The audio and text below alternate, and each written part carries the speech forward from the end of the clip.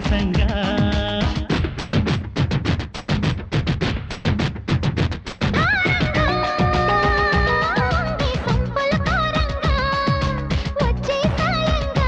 తీయంగా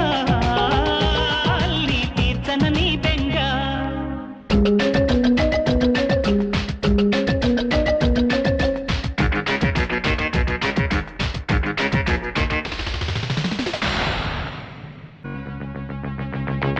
తిరిసే